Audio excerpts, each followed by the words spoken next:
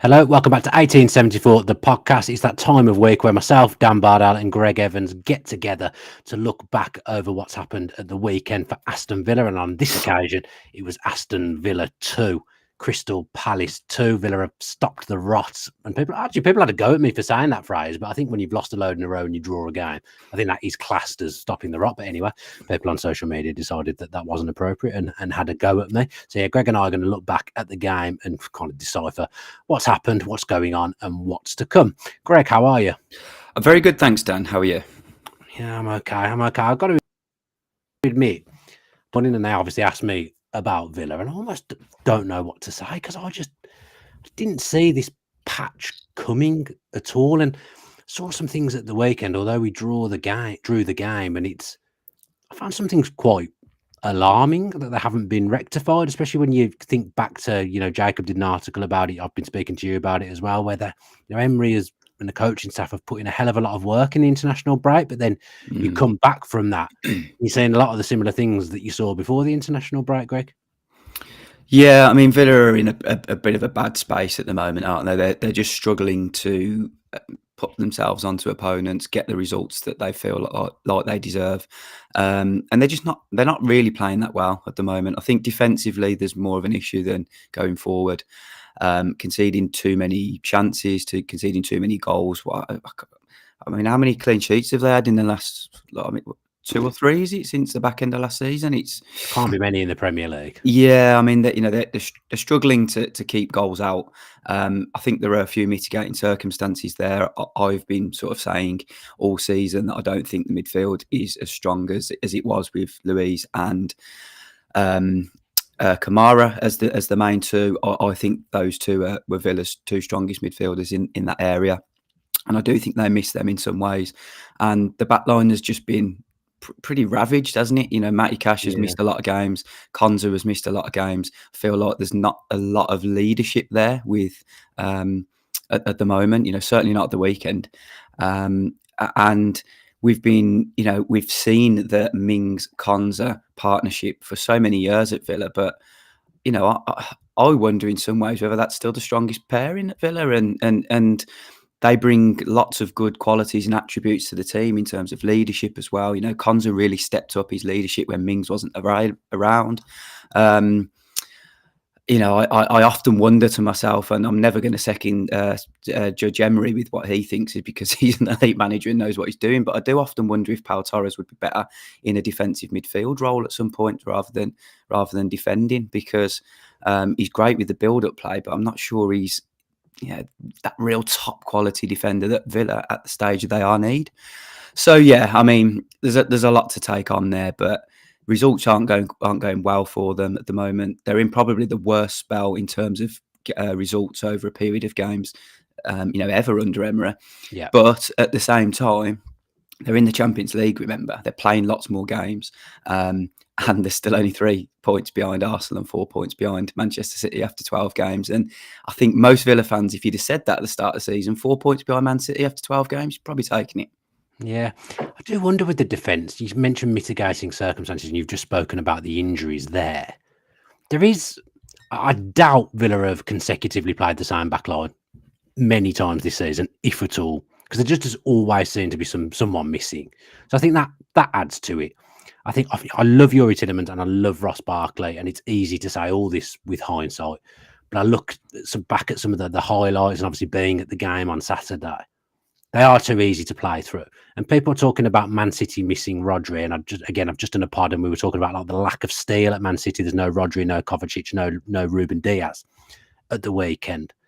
I look at Villa, and is there just that lack of steel? I can't overstate enough how much of a miss I think Boubacar Kamara is, because in 2023 Villa were second in the calendar year in terms of points accumulated. In 2024 I believe they're 7th or 8th now at this point, and I do think that period has coincided with Kamara not being there. We're going to talk about Luiz later because of Juventus, but just that proper defensive midfielder, someone to break up the play, someone who gets around the pitch really well. He kind of knows when to stay back, knows when to come forward, anticipates the ball well, puts himself into the right place. I just think when I'm watching us get overrun by what has been a struggling Crystal Palace side this season and it being so easy to play through, I can't help but think Kamara is one of the big things that's missing at the moment. Yeah, and a fit Kamara before his injury, because let's not get it wrong. We don't know how he's going to No. come back and recover from this, because it was a serious injury. He was out for a long time, going to need some time to recover. So he will need a run of games, when he's actually fit again to judge on how whether he's still at the level that he was previously. But if you think back to the Kamara that was performing so well before his other injury, he'd have certainly put an end to some of those issues, I think, over more recent weeks, and certainly at the weekend. Having Konza not there is a big thing as well, because I said earlier, the leadership thing that he's taken on more responsibility, and he organises the defence well, and he's a very, very good centre half. And then the right back issue, Lamar Bogart's been taken off at half time in a few too many games now. Yeah, he's a young lad learning his way, and needs to develop. But that's just an area where Villa are short. It's the one player that they couldn't get over the line in the last window. They wanted a right back who could play centre back also, and were heavily in for Luciano Gertruida and weren't able to get him over the line. If they could have got him in, he would have been a senior player added to that to the ranks, and could have helped Villa, I think, over these recent weeks. But yeah, there's just a few too many issues at the moment. And I mean, if it wasn't for Emi Martinez, who continues to pull off world-class save after world-class save every single week, Villa might even be in an even worse position than they are. They're just not quite there yet, but I don't think it will take too much to get them back.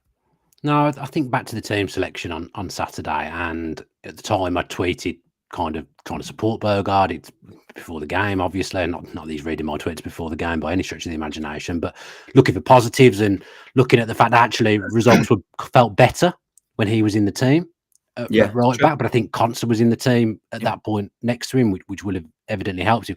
I actually thought he was okay in the first half. He's got dragged at half time for Matty Cash, but that kind of begs the question to me of, it felt a bit strange that he kind of came from nowhere. He's been nowhere near the team, and then suddenly he's playing right back. He didn't even play in the Carabao Cup game against Crystal Palace, and then suddenly, after a period on the sidelines in terms of he's been fit but hasn't been getting picked, he's suddenly playing right back, and then he's dragged at half time for Cash. Could Cash not have started anyway and come off maybe? Yeah, I mean, obviously not. And Villa were down, aren't they, at that point? They're losing, aren't they? So yeah, it's a different scenario. It's like, I don't know the fitness condition of Cash, but he was, touch and go for the game, and that's perhaps why he only played 45 minutes. But he did well when he came on, also. Yeah, and if he's not ready to start the game, and then you're winning 2-1 at half time, then that change perhaps doesn't get made. But something needed to change, didn't it? Yeah, and the right hand side did look better in the second half. I thought Bailey had a better second half when Matty Cash was behind him. Actually, on the face of it, if you actually were to look back at some of the big moments in the game, Leon Bailey, he's not at his best at all, but actually I thought on Saturday he was involved in quite a lot of good that Villa did. People will still give him stick and saying he's not firing, and I'm not saying he's at last season level at all, because he's not, but actually he was involved in quite a lot of good stuff at the weekend. Let's go back to the start then. Well, I mean, the first goal is essentially the start of the game that Villa conceded. I look at both of the goals we conceded on Saturday, and I find them both unpleasant to watch back. I mean, it's not a good goal. I mean, yeah, it's not nice so easy, easy, but it is a bit too easy. Yeah, why was Pau Torres playing an offside trap on his own? Not the only one. He steps up, everyone else stays where they are. There doesn't seem to be that same, and we've talked about the back line changing. It doesn't seem to be that same, like, knowing each other's game in the back line that there was before. And Pau Torres has stepped up, but everyone else has stayed where they are. Sar's just running a straight line to get him. But it's not like a sumptuous through ball from Mateta and a great run from Sar. It's all actually quite simple what they've done. It's the real fine margins, isn't it? We've spoken a lot about Villa's high line, about Villa's style of play, and there were moments last season where teams got the better of them. You think of the Tottenham game, for example. That was one game that they were really heavily exposed. But by and large, the game plan worked, the high line worked, and they won more games than they lost. So it was justified. But this season, it feels like teams are just getting the better of them a little bit too often in those areas now, and it feels like they're just getting exposed, far too more times than they were previously. So they almost need to tighten that up, I think, and just go a little bit back to, and it's not even going back to basics because they've done all that, all the analysis in the week leading up to, okay, some of the players were back late after international duty, but, there was so much, the processes are right. It's execution now, I'd say, from the players. Emery and his team are working tirelessly to show the players what they're doing wrong, where they've got to improve, how they've got to go and win the next game. And, it's broken down into ridiculously fine detail. And I've always said this, when Villa start losing games, which was always going to happen at some point, these long meetings are going to become draining, because if you're a team that are winning games and you're sitting in front of a manager for 3 hours listening to how to defend set pieces, you go along with it because you go and win every week. But when you're losing, this starts to become a slog. The big story is the process is right, the execution's not quite there at the moment. And yeah, sorry, to go back to the first goal, Ismail Assar. How many times has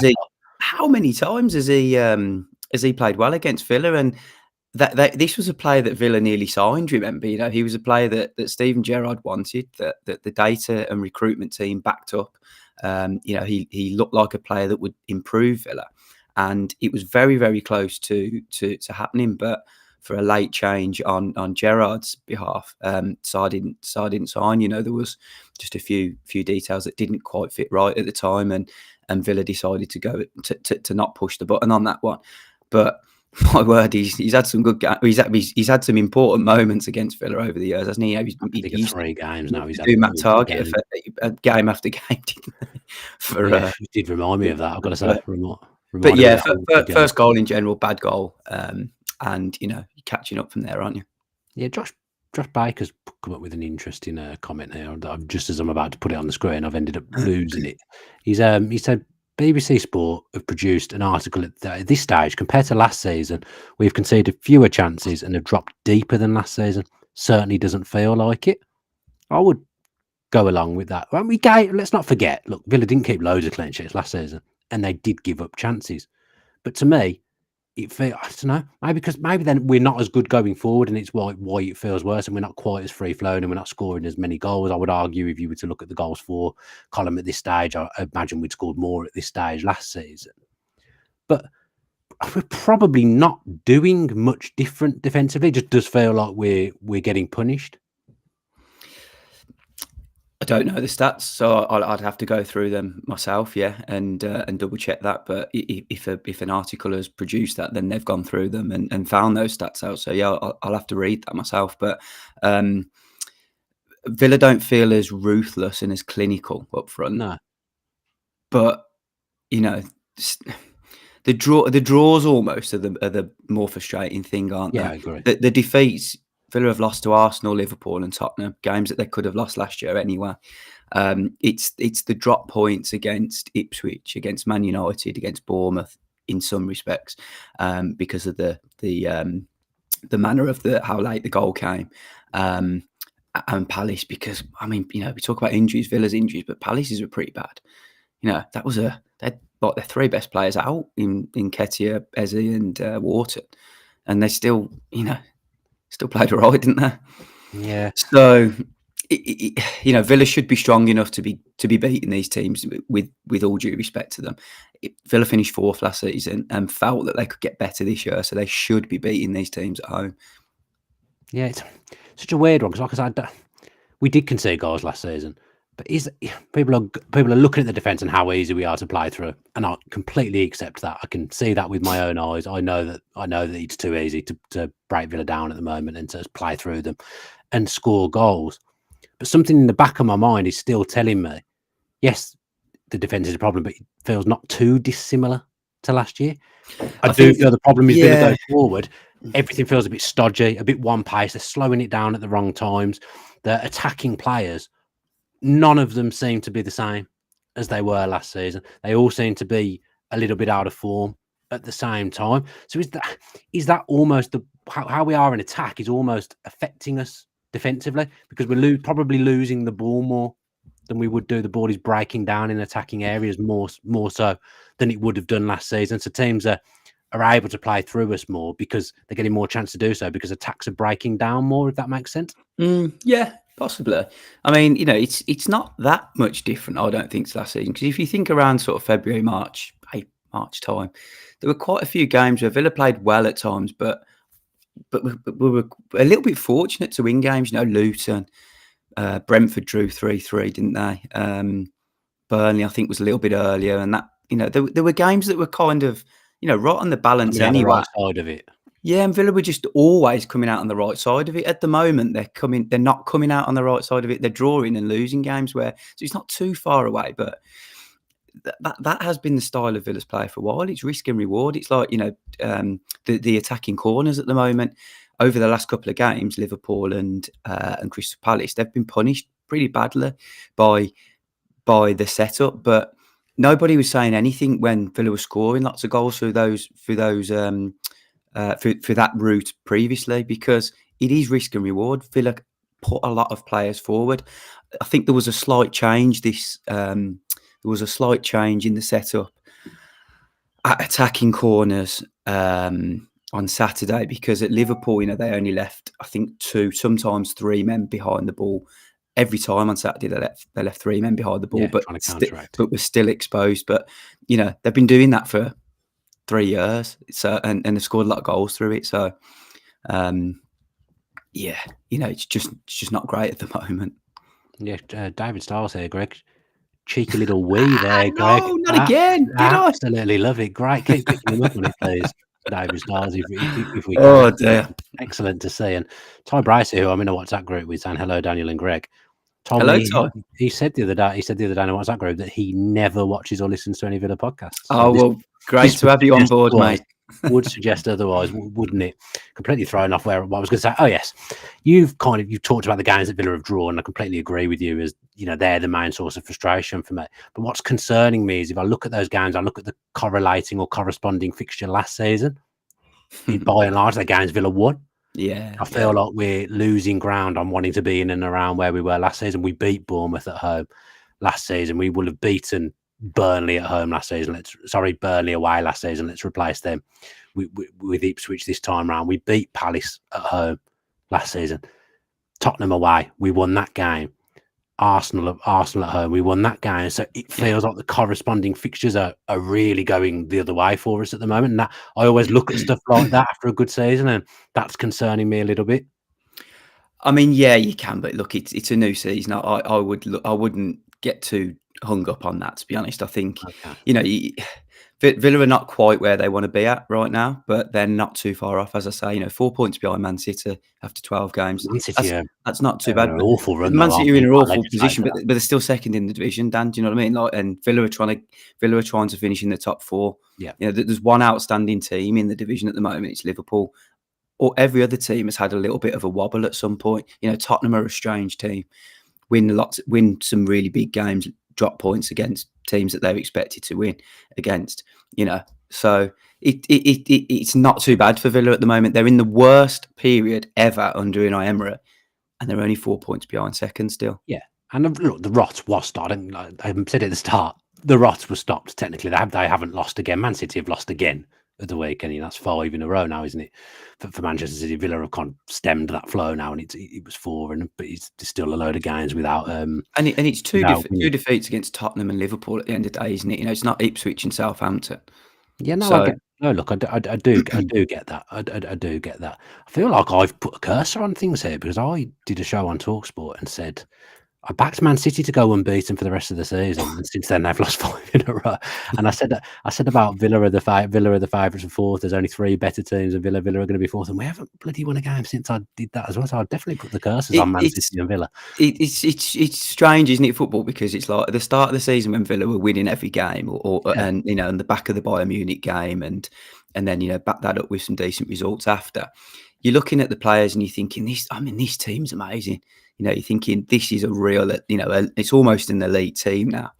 And you lose a couple of games and all of a sudden it's this man's a problem, this man's a problem, Yeah. this section's a problem, defence is a problem, attacking corners is a problem, midfield isn't as strong, we're relying on Martinez, Watkins isn't as free-flowing. It's like, it's just how football goes. You know, you win some games and you lose some games. Villa have had so much good happen to them in the last 2.5 years or so, 2 years. I think everybody's just struggling to get used to this period because expectations are so high again now. And look, you know, it was only literally a few weeks ago, a month ago, where everything looked completely different after the back of that Bayern Munich win. No, I'm in a WhatsApp group with Tails and Dolan as well. And when we went 1-0 up against Spurs, Tails said, "We're a proper team now, boys." And since then, after every game, Dolan quote tweets that to him. Oh, really? God, Dolan's very negative, isn't he? Yeah, no, he can. He definitely can be. Just something that's popped into my head whilst we've been talking, but people are mentioning about the demands of the Champions League and being in the Premier League at the same time. Last year we didn't have Champions League, so there's bigger demands this year. It's Michael Birch who said that. Am I right in thinking, you might not remember this, but am I right in thinking that when Villarreal were going well in the Champions League and got to the semis, that their league form really stuttered and they were nowhere near finishing like in European place in league? Didn't they finish around 9th or something? I might be remembering wrong. I think the start to the next season was something to worry about. The start to the next season wasn't great, and I mean, look, we're micro analysing things here, aren't we? And I'm stressed. You know, there was times at Valencia with Emery, you know, where the league form dropped off a little bit, but he got Valencia to the third best team in La Liga, clearly the third best team in La Liga, you know, behind Real Madrid and Barcelona, who were managed by Mourinho and Guardiola at that time. So he did an incredible job there. Yet towards the back end of his final season, you know, fans were really onto him, saying it's not good enough, etc. So yeah, there have been ups and downs in his career, and he's had to try and manage. But he until he came to Villa, he was in Europe for 15 seasons in a row. You know, let's not forget that this is a guy who knows the demands of playing in Europe, playing in the league straight after, and how to handle that. And he's done it so well over the years because you know, most of his teams have continued to be quite high up in the league, as well as performing well in Europe. So I don't think that's an issue for Villa. The bigger issue is that they've just got tougher games week after week after week. You know, Bayern Munich, Bologna, young boys I can kind of discount a little bit because they feel like one of the real poor teams in the Champions League. But when you're playing Champions League football, you've got tough game after tough game after tough game after tough game. Whereas last year, Villa were playing much lower ranked teams in the Europa Conference League and were able to mix it up a little bit with their players, weren't they? So yeah, it didn't feel too much of a slog for them at that point. But now every game is just so intense because it's so hard. I mean, Steve says, "Hey, I can give you the quickest answer in the world. Is it time to question Emery?" No. It's never, I don't think we're ever going to get to that point. To be honest, the man's a genius. We're just going through a little bit of a stuttery patch at the moment. Watkins obviously equalised for Villa. Gregg, nice goal, took it well. Needed the goal. Had been a while without him scoring, hadn't it? Just generally on Watkins, you know, he does all the things that we talk about so well. He presses, works hard for the teams. He's a constant threat. He's always involved. One thing I noticed on Saturday, which frustrated me a bit with him, was, I don't know whether to call it decision making, but he scored and he had other chances. It just took too long, wouldn't pull the trigger, and that leads me to think: are players in the attacking areas now, are they starting to overthink? Are they not doing the things that come naturally to them? I'd have backed Watkins, having already scored, to just get a shot off on his left foot in the second half and put it away. But he took too long and almost invited contact from the defender who came in and made a good tackle. But there was just a couple of instances. I'm jumping ahead here because we talk about Watkins because he scored, but where he didn't do the things that I would normally expect him to do. Took a little bit too long. He's second guessing himself.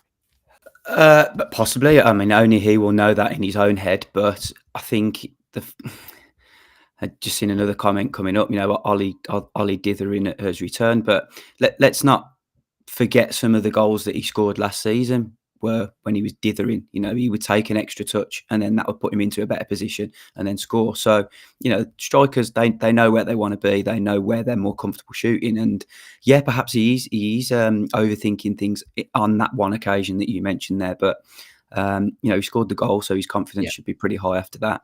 And you always back Watkins to go and score again, don't you? The following game, he always seems to score his goals in runs. He'll score on Wednesday. Yeah, so I wouldn't put it past him. That's just typically how he performs. I've got no issues with him still. Don't think it's a problem. Okay, I'm going to put the delays on talking about the second goal that Villa conceded, because to be honest, I really, really don't want to talk about it. So let's run the NordVPN ad at this point. We'll say as well, Greg, we would have taken people by surprise today because we set the video for 12:30. We came on early. That would have really taken people by surprise, because usually we're 10 minutes late for every show on this channel. But we'll talk about that horrible second goal where I had complete head loss very shortly. But for now, let's hear a little bit more about NordVPN. 1874 is proudly sponsored by NordVPN, so when you can't watch it, we want to help you. NordVPN is a secure and private service which works on pretty much any device, including your laptop, mobile, and television.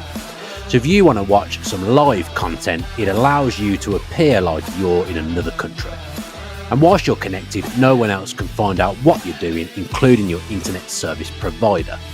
Beyond this, the service also has threat protection baked in to protect you from intrusive website ads and malware, which is pretty handy for you.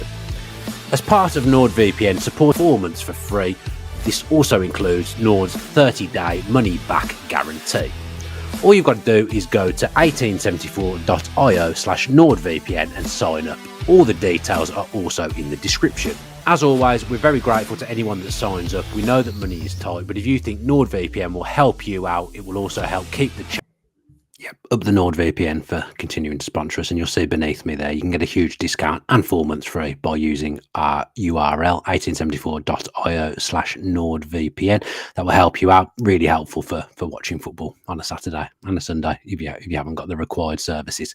Adam Wright said here, just on the subject of Ollie Watkins, the chance Ollie had before he scored was a top save. To be fair, I wasn't talking about that when I talked about the dithering and the missing chances. Some of the crowd were already cheering a goal. It was that good. Yeah, it was. It was a fantastic save from Dean Henderson, who then went on to make another fantastic save. Gregg, the penalty, Villa's first in the Premier League in 2024, I believe, definitely their first of the season. Yuri Tillemans stepped up to take it. Apparently, he's missed 4 of his last 6 or 3 of his last 5, depending on which way you want to look at it. I would have probably had him down as our penalty taker if I'd have had to have guessed who it would be. I'd have guessed Yuri Tillemans, but I guess that penalty has come at a time when Tillemans was our best player for weeks and weeks and weeks at the start of the season, but it feels like he's dropped like everyone else in the last couple. You can't really legislate for missing a penalty, but should anyone else have been taking it? Should it have been Tillemans? How good was the save?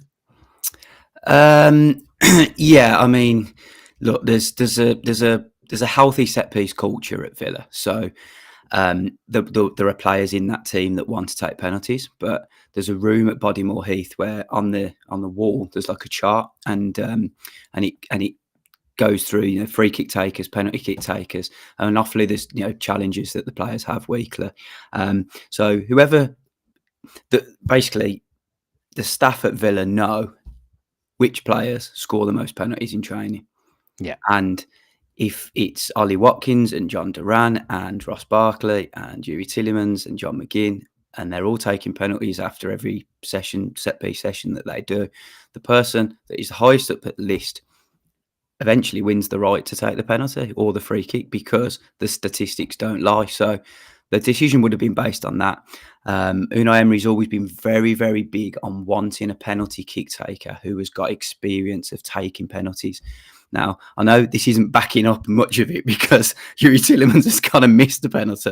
But again, he take pens before he was taking. He did, but they worked on a new technique for him, and they felt that his technique was the best at the club, so that he could convert the most. And he did, didn't he? He converted a lot. He did miss one in the the big one was obviously the Europa Conference League, wasn't it, against Olympiacos? But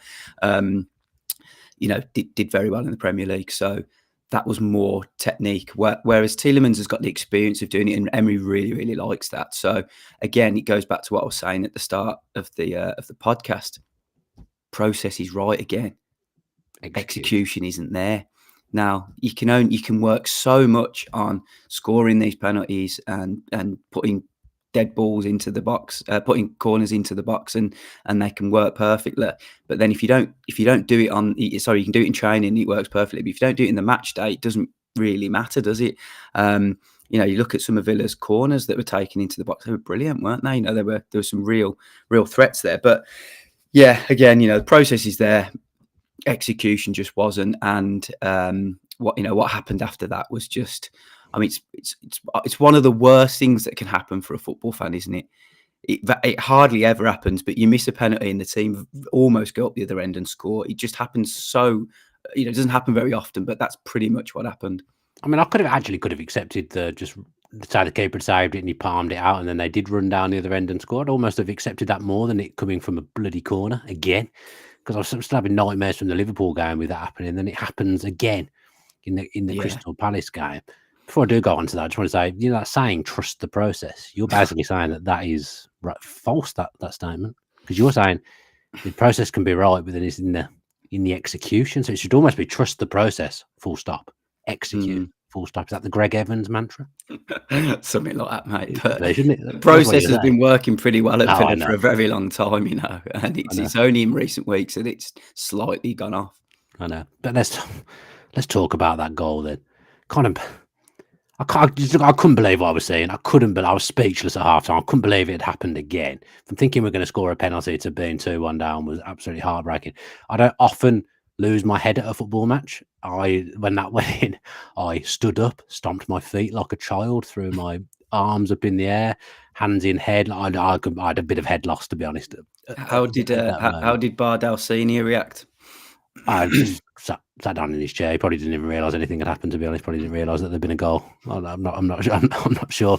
I just don't want to see that keep happening, and it keeps happening, Greg. It feels like now when we get a corner, we're either going to score off it or we're going to concede. I feel like that they should be the two options, but they're seeing the two options at the moment. Yeah, well, I mean, look, they tried to change the structure a bit, didn't they? Rather than having two players behind the ball and outside the box, there was three. So the setup was right, Again, they've tried, they've tried to fix it, but the players just haven't executed it again, unfortunately. And I've no doubt that opposition teams will now be looking at that, and Palace probably did in advance of it and thought, Liverpool got a lot of success. Last after the game, he said, right, yeah. Liverpool got a lot of success from it, and they tried to work on that. So sometimes you have to remember there's another team trying to get the better of this team that we're reporting and supporting. So yeah, they got the better of it, unfortunately. Villa tried to address the problems, but just weren't able to stop it. Yeah, McGinn kind of got caught in between doing two things and ended up doing neither, I would say. And then it's, you're chasing shadows at that point. Sarr running through again. You're not going to catch him. I actually thought Sarr had messed it up.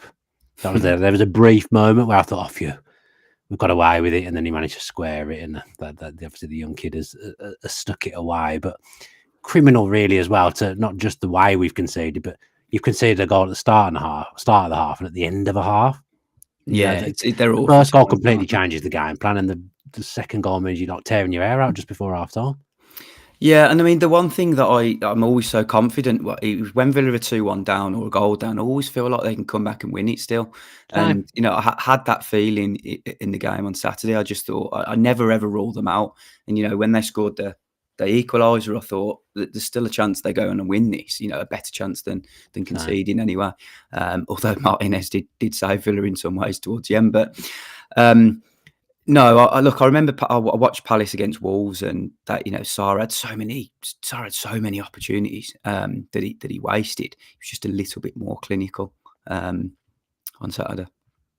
Yeah, I think I'll have nightmares about that goal for weeks. Hopefully, I'll get some new fun memories on Wednesday to remember instead of remembering that goal. Good finish from Devaney, to be fair. Yeah, it was a brilliant finish. Yeah, his first goal for Palace, I think, as well. So fair play to him.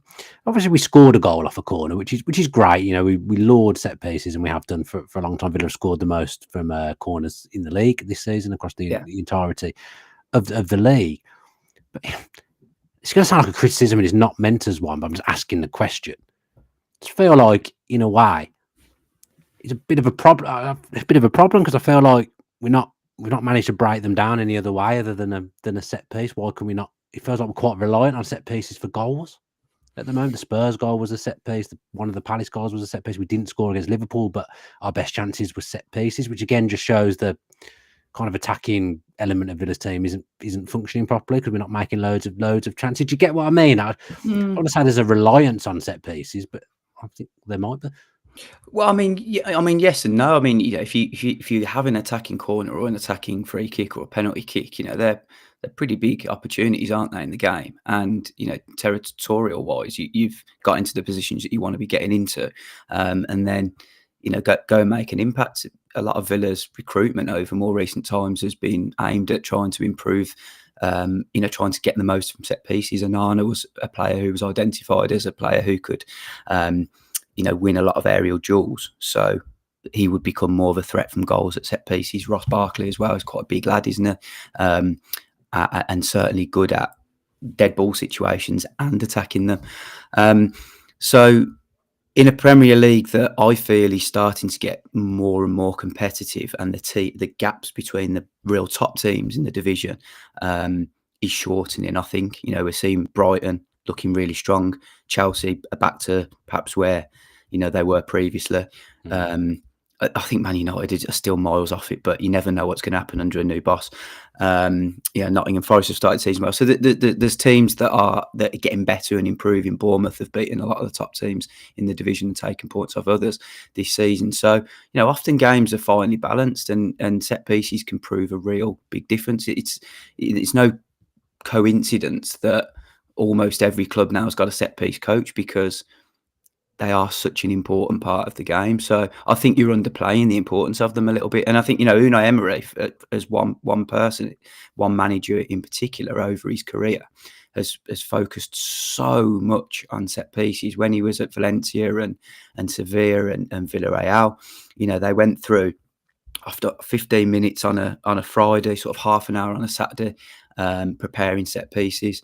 The only time really that they didn't, that any of his teams haven't worked extensively on set pieces was when he was at PSG, because it was a case of just allowing the genius of Neymar to dictate the way, and he just let sort of Neymar do his own thing, and they scored lots of goals through his amazing ability. But Emery's been big on the whole structure of set pieces for years, because he sees it being a real important part of the game. Yeah, I'm not trying to belittle the set piece there at all, because we've waxed lyrical about Austin McPhee and the set piece structure at Villa for a long time now. It's almost, I think I'm trying.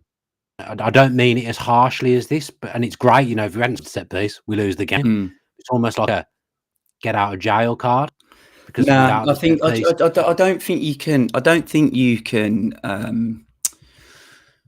It's all part of the game. You have to manage the game well. You have to be fit enough to play. You have to be skillful enough to attack and defend, and you have to execute set pieces well. So it's just all part of the bigger picture. I don't see. I don't see. No, I don't agree. Okay. No. I don't mean it as harshly as it's I coming think out. I know what you're trying to say. You're trying to. I mean, in short, what you're saying is Villa's open play attacking just isn't as good as it should be. Yeah, that's fair. I think that is what I'm trying to say. And that's concerning me, and I want it back, because I love watching us when we're at full tilt, and we're just not there at the moment. Just finally on the Palace game, I touched on it at the start. I just want to defend Leon Bailey a little bit. I'm not saying for any minute that he's playing anywhere near the level of last season, and he was so important to Villa last season in terms of just general play, goals and assists. His numbers were really good last season, and he isn't the same player this season. But I just want people will criticise him. People are still on social media saying he's miles off it, poor, wasn't very good, should have been dragged at half time and stuff. You look at the back of the game, he's played that lovely raking ball for Watkins that Henderson's made a brilliant save for. He's won the penalty. He's really unlucky to hit the woodwork with a rasping drive on his right foot in the first half. Second half, I thought he tormented Palace a little bit and got a little bit nearer to the player he was last season. So I think to single him out, it's harsh to single anyone out at the moment, because I think they're all underachieving. But to single Bailey out with all that stuff in mind that I just mentioned, I think is a little bit harsh on Saturday. Yeah, I'd have to agree. I don't think we can both agree he's not at the level he was last year. We know that. he needs to his output needs to improve for sure. Otherwise, we start thinking about his first season and how poor that was again. Because he's kind of 50-50, isn't he? He had one bad season, one good season, and you're thinking He had two bad ones as well. well. He had He was two. okay in the Yeah, second one, to be yeah. fair. I think yeah.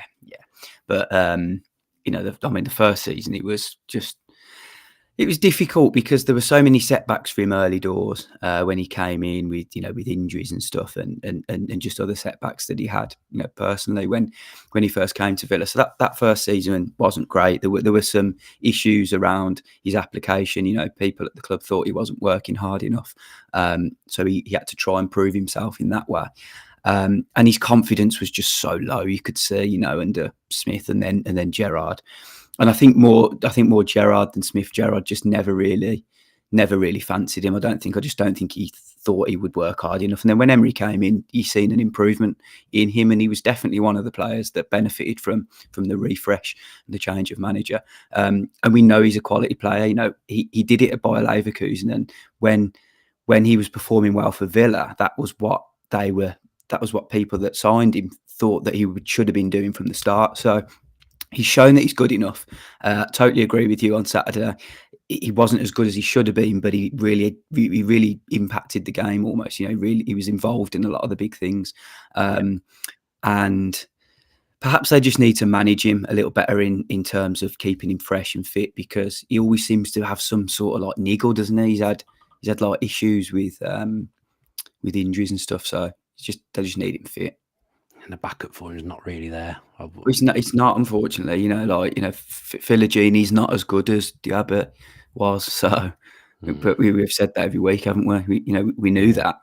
And Emery's big one that he wanted before Diaby was always Nico Williams, and he was never able to get him. So, maybe it's an area that Villa will still have to look at in the future. Just a few players kind of waiting for that moment this season, that lightning rod moment, isn't there? Bailey's probably one of them. Philogene obviously hasn't played loads, but I feel like he's playing very safe when he does come on the pitch. It's just a few players kind of waiting for that moment in the attacking positions. At the moment, Ramsey to an extent when he plays when he's fit as well. We'll do a match preview ahead of the Juventus game in the next 24 hours or so. But I want to touch on the Juventus game with you, Greg. Do you see that as an opportunity for Villa to get back to winning ways? It should be like a cracking atmosphere, big game, a bit like the Bayern game. It feels like that maybe this is the one to turn things around. Yeah, I think so. Juventus struggled a little bit, I think, in the Champions League. They Villa know how tough it is going to Lille and the atmosphere there, but they weren't able to beat them last time. They lose to Stuttgart as well, I think. I think so, yes. Yeah, lost to Stuttgart, and then I can't remember. They won somewhere away from home, but yeah, earlier on at the start. But it's going to be a great game for supporters because it's a big name, isn't it? Regardless of their form at the moment, they drew 0-0 with Milan on Saturday. But regardless of their form, it's a massive game. These are the games that supporters really are looking forward to and get excited about. We might see Douglas Luiz in the squad. It will be a big one for him to come and feature. It hasn't worked for him at Juventus yet. He's not in the. He's struggling to get into the matchday squad in Serie A games. He's featured in a couple of the Champions League games, but and I don't know his exact situation, but there has been some reports linking him with a potential move away from January. So hasn't quite worked out for him yet, but he'll be really excited if he can get involved on Wednesday. And yeah, a real big one for the supporters, I think, and a good chance for Villa to make it right again. Yeah, well, thank you very much for joining me today, Greg. Enjoyed talking to you. Didn't enjoy going through that second goal that Villa conceded, but enjoyed speaking to you on the show. As always, thank you to those that have joined us live and to everyone that will go on and either watch or listen as well. If you are watching on YouTube, then subscribe with your post notifications onto the channel, give the video a like and leave a comment if Adam Batch remembers to leave the comments on for this one as well. On the audio side of things, wherever you are digesting or ingesting this podcast, and if you could leave us 5 stars, that would be absolutely great. And again, reviews really help make us appear in places that we wouldn't normally appear. So all that good stuff really, really helps us. Be back with a match preview, as I said, in the next day. Greg laughing at the comments, I think from David Stiles. We'll leave that up on the screen as we depart. So yeah, as I say, match preview coming up. Keep your eye on our socials, and you'll know exactly when that's out. And if you've got your post notifications on, you'll know straight away when we're live on YouTube. Hope the rest of your Monday is okay. And as always, a big up the Villa from me, and a big up the Villa from Greg Evans.